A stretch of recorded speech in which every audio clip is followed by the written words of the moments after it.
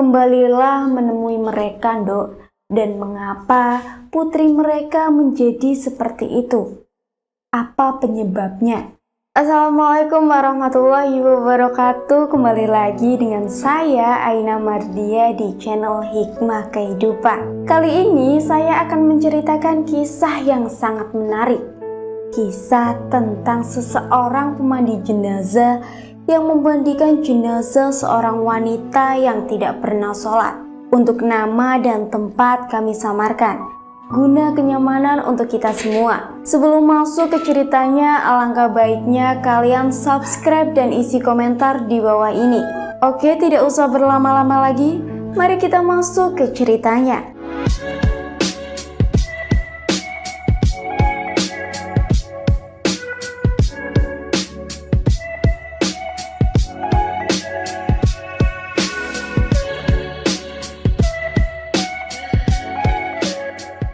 Ada suatu kisah nyata yang diceritakan oleh seseorang wanita pemandi jenazah yang bernama Ummu Ahmad.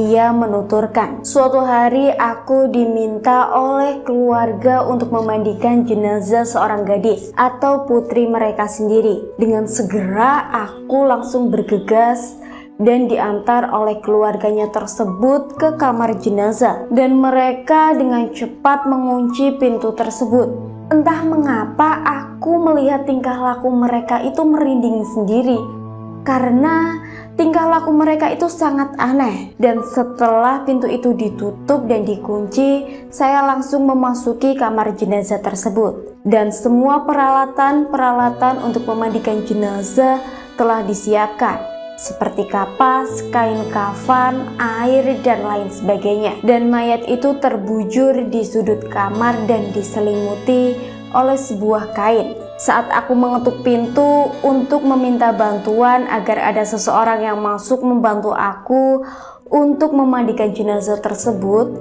tetapi tidak ada seseorang pun yang membuka pintunya. Aku pun bertawakal kepada Allah, dan aku langsung memulainya untuk memandikan jenazah. Pertama, aku buka penutupnya dahulu. Tetapi ketika aku membuka penutupnya tersebut, aku langsung terkejut karena mayat itu sangat mengerikan. Aku menyaksikan apa yang aku lihat. Aku baru pertama kali melihat seorang jenazah yang mukanya terbalik dan tubuhnya mengering kaku dan warnanya sangat menghitam. Aku telah banyak memandikan jenazah, tapi jenazah kali ini itu sangat membuat aku merinding. Lalu aku segera mengetuk pintu. "Pak, Bu, siapa yang ada di luar? Tolong bantu saya. Saya sangat takut di sini." Tetapi ketika saya berteriak, tidak ada salah seorang pun yang menjawabnya. Lalu dengan terpaksa saya melanjutkan memandikan jenazah tersebut.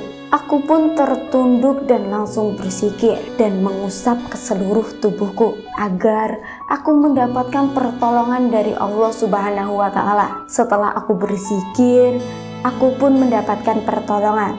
Ketika itu, aku langsung tidak merasakan ketakutan apapun, dan aku pun memulai untuk memandikan jenazah tersebut. Ketika aku menyiram jenazah tersebut dengan air, tiba-tiba badan jenazah itu menjadi lembek, sepertinya membusuk.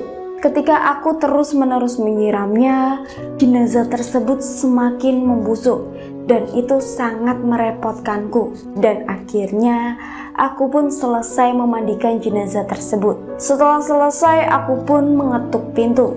"Pak, Bu, tolong bukakan pintu. Aku sudah selesai mengkafani mayat ini." Aku dalam kondisi seperti itu menunggu sangat lama karena pintunya tidak segera dibukakan oleh keluarga mereka. Hingga setelah saya menunggu beberapa lama, keluarga tersebut membukakan pintu. Dan tanpa lama-lama lagi, saya langsung bergegas pulang dari rumah itu.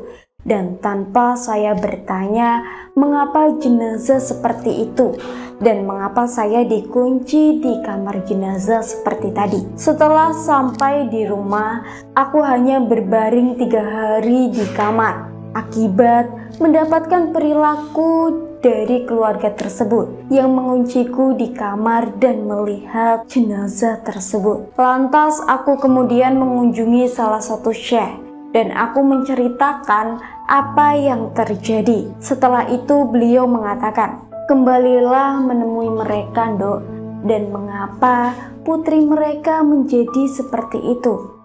Apa penyebabnya dan mengapa kamu dikunci di kamar tersebut?" Lalu setelah aku bertemu dengan Syekh, aku langsung bergegas menemui keluarga mereka dan aku bertanya, "Demi Allah, aku ingin bertanya dan aku ingin kalian menjawab dua pertanyaanku.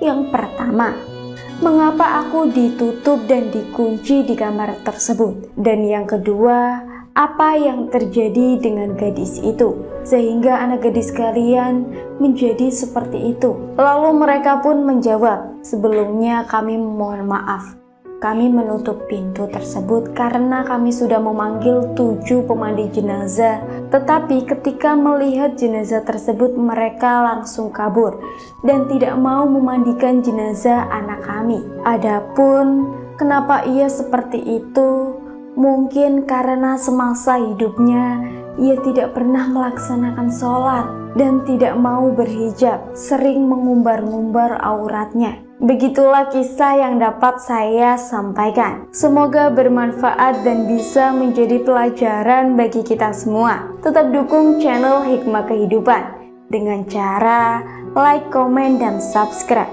Mohon maaf apabila ada tutur kata yang kurang berkenan di hati kalian semua. Saya ucapkan terima kasih. Wassalamualaikum warahmatullahi wabarakatuh.